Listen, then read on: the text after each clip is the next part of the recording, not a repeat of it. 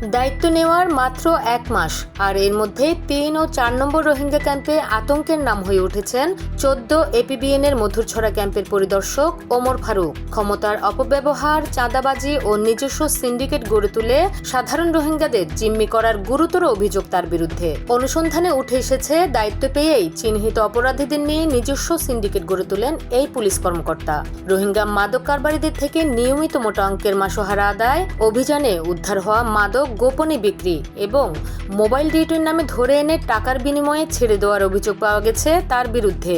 সাধারণ রোহিঙ্গাদের অভিযোগ, মিথ্যা অজুহাতে ধরে এনে মামলা ও হয়রানির ভয় দেখিয়ে আদায় করা হচ্ছে হাজার হাজার টাকা। টাকা দিতে দেরি হলেই অনুগত দুষ্কৃতকারীদের দিয়ে দেওয়া হচ্ছে প্রাণনাশের হুমকি। ফলে আতঙ্কে প্রকাশ্যে মুখ খুলতেও ভয় পাচ্ছেন সাধারণ রোহিঙ্গারা। এসব অভিযোগের সত্যতা জানতে মধুরছড়া ক্যাম্পে সাংবাদিকরা গেলে তাদের সঙ্গে চরম অসদাচরণ করেন ইন্সপেক্টর ওমর ফারুক। কোনো তথ্য না দিয়ে উল্টো ভুক্তভোগীদের দেখে নেওয়ার হুমকি দেন। তবে এই বিষয়ে 14 এপিবিএন এর অধিনায়ক অতিরিক্ত ডিআইজি মোহাম্মদ সিরাজ আমিন জানান, বিষয়টি গুরুত্বের সঙ্গে তদন্ত করে সত্যতা পাওয়া গেলে আইনি ও বিভাগীয় ব্যবস্থা নেওয়া হবে। আইন শৃঙ্খলা রক্ষায় নিয়োজিত কর্মকর্তার এমন বেপরোয়া কাণ্ডে চরম অসন্তোষ ছড়াচ্ছে রোহিঙ্গা ক্যাম্পে।